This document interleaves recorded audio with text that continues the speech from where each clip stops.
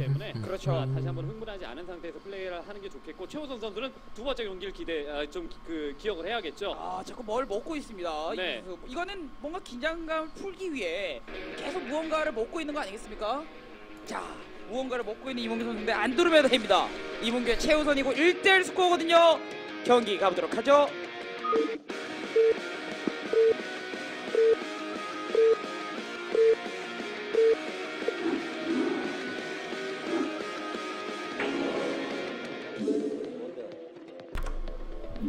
Alright, here we go. Game number 3 on Andromeda. Bottom right is the yellow Terran. We of course have sSak. The top left is the red Zerg. We will have Larva. I actually quite like Andromeda, even though it seems that a lot of people don't. Might just be because I'm Protoss. but no, I do quite like this map. And yeah, I have fond memories on it, you know, laddering on this as a little D+/C- newbie. And looks like Larva is just chilling.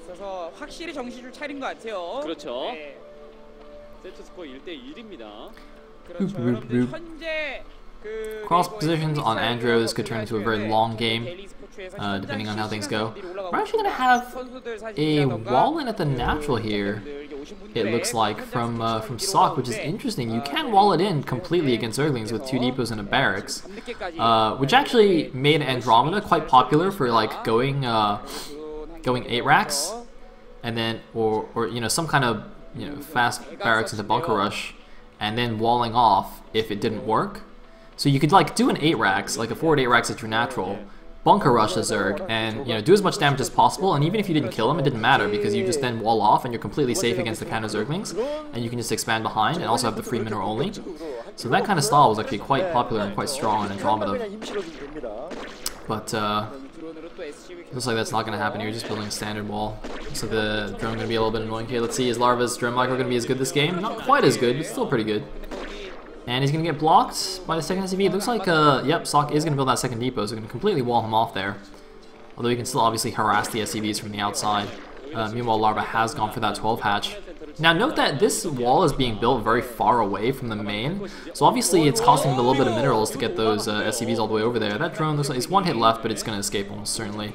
And, oh, looks like the SCV even just completely missed it. Now also regen health enough for 2 SCV hits left. Man, look at Larva just being a boss with his drone. Really, really good stuff here.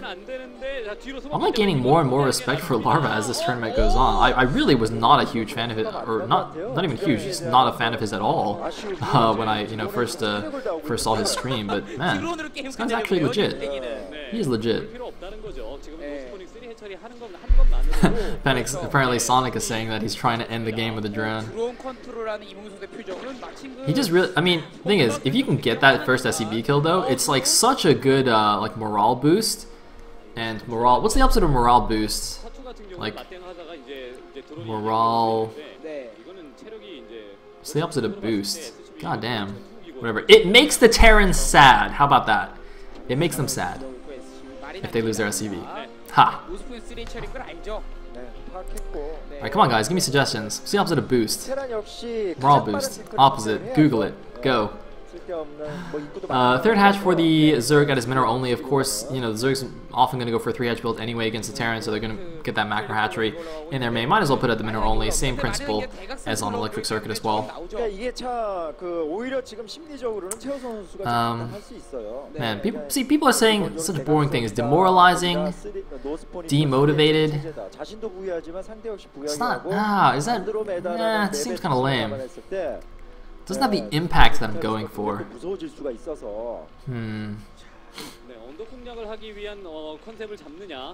Anyway, whoa! Factory.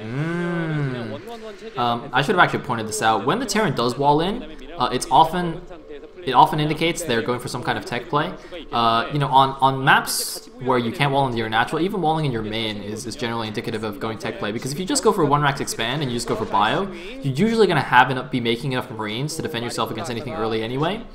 So there's no point really going for the wall and, you know, sending your SCVs out further and just, you know, making it slightly risky there in case, you know, you get kind of lurker busted or something like that. Those buildings can be slightly vulnerable. But obviously if you're going for some fast tech play, you're going to have fewer Marines. And obviously you also want to block any potential Ling run bys that might scout it. So going for the wall in is more common. He does of course have to worry about Overlord flying in. You can see his Marines actually moving around to the back of his main. I'm almost certain that's to make sure that no Overlord flies in there, but the Overlord's in fact going around the north side. I don't know if Larva would try to sacrifice that Overlord to get a scout off. I mean, you know, given that he's not going to have Overlord speed, that Overlord, if it moved in to see that, would in fact get killed. But it looks like he might go in anyway. Oh, and SCV's going to see it. He's going to try and kill it with the Marines. He sees it. Did the Overlord see the factory, though? I'm not actually sure. I don't think that's close enough to see the factory. That looks really, really far away. It looks like he just turned around immediately to try and survive here. Yeah, it doesn't look like Larva really wanted to risk the move-in, because he doesn't actually know how far in those factories are. If the factory was down, you know, like 3 more hexes, even if he tried to sacrifice the Overlord, he would have lost it. But no, he loses the Overlord anyway, so I'm fairly certain he didn't scout that. And he also lost his Overlord, so really big hit to Larva's early game here. Meanwhile, oh, we have another barracks on the way, so I'm curious what this is. Is he just going for fast vessels or something like that? I didn't actually see what other buildings were being made. Meanwhile, we do have a Hydra Den being made, as well as... actually, was there a Spire? Sorry, I'm like missing everything right now. As I said last week, yeah, okay, there was a Spire. I'm more used to casting from game by myself, like controlling the camera. It's been a while since I did like cast from a stream, like in Pro League, so excuse me if I have to regain my bearings a little bit. Anyway, yeah, it looks like it is just a fast vessel here from sSak. He's not going to try any kind of, you know, big mech style or some fancy vulture drops or anything like that. I don't think mech is particularly good on this map. It's a super open middle. You know, and then if you're going mech, that mineral only your main base also doesn't help you very much, whereas if you're going for bio, it actually does help you quite a bit because you don't really need that much gas. So yeah, I think this is definitely a smarter choice than actually going for pure mech. And it will be interesting to see how it works out. I'm really curious about this den, by the way. Oftentimes this is... Ooh, what the... I think he actually expects tech. I think he actually expected there to be a Wraith or something. I don't know. Judging from how early that den is and that initial pair of Scourge, and the fact that he's made a couple of hides, it definitely looks like Larva was sort of worried about some kind of some vultures or something like that, or a Wraith or a Valkyrie or something like that, rather than just the fast vessel into Marines. Although obviously the Scourge can still help in sniping that initial vessel, but the Hydras really are slightly curious to me. It's far too early for them to actually come out and be lurkers here. You know, it's better to spend the early gas on the Mutas instead, I think. But well, oh man, the main base is completely undefended. The Marines are coming back now. The question is, how close is the Radiate to being finished? Because one Irradiate on those Mutas could be the end of them. Where's the Irradiate? The vessel is out. It's at the natural there. It needs the Irradiate. I don't know if it's waiting for the research or the energy, one or the other, whichever one it is. It needs it soon. The Mutas are taking a lot of damage from the turrets, though. And it looks like they are finally going to get pushed out. The Zerg, meanwhile, has taken the top right main as his third base there.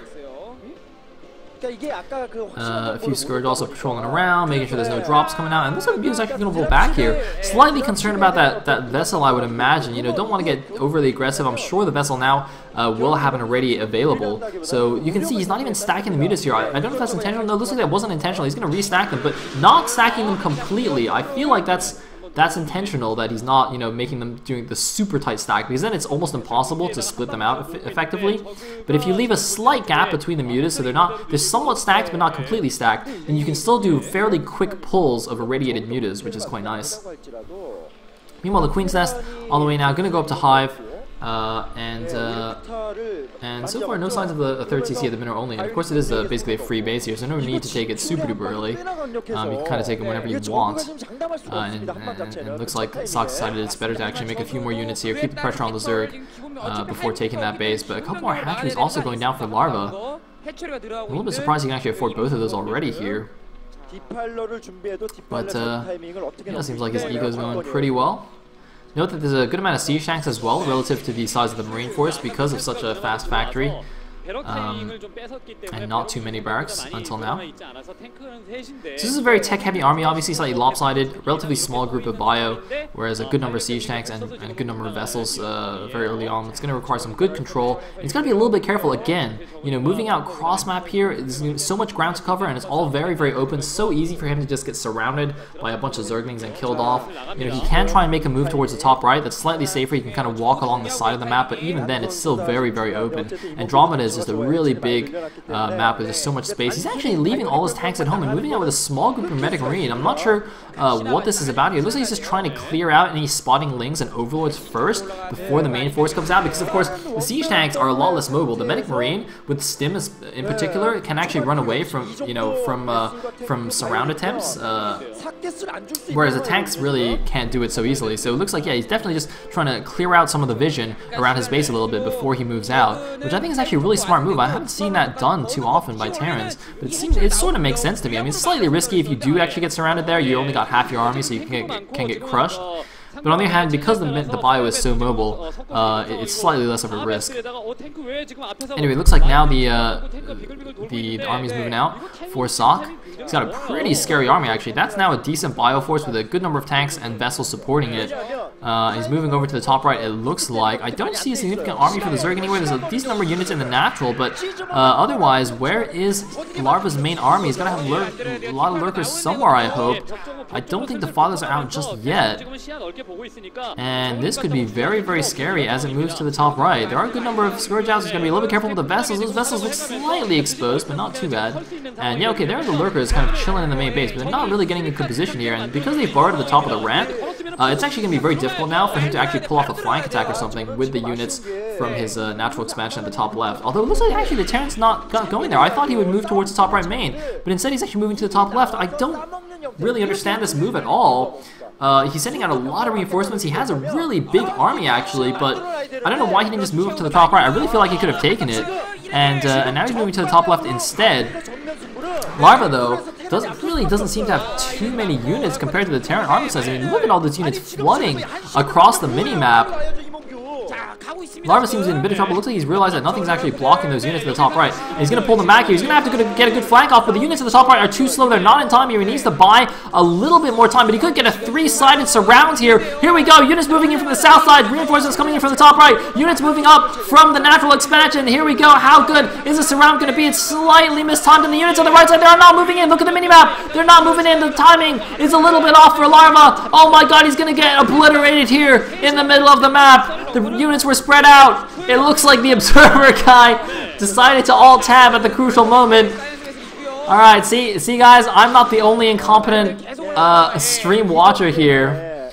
Sonic's guys doesn't know what he's doing either. How did that happen? Oh my god, the mutants are suiciding themselves. He's killed one of the vessels, but there's way too much stuff left for SSak. The Defiler mount is finished though. If he can get a Defiler out, he might be able to survive a little bit longer. He's going to snipe one of the siege tanks. Nice move there, sacrificing a few of those Zerglings. So many units falling out. He just needs the Defiler. The only thing that will save him now is the Defiler. No, one of the Defiler goes down, and a second Defiler goes down. They're just dying as they pop from the Nidus canals. Oh man! He built the Defilers at the other base and had to use the Nidus to come back, and they just got sniped instantly, and that's going to be game. SSak is going to take this game here. He is going to take game number 3. There's nothing Larva can do. He's losing his natural. The Marines are walking into the main base. GG! SSak taking game number 3. But it is not over. It's still a best of 5, but SSak now 1 game away from victory, from moving on to the semifinals.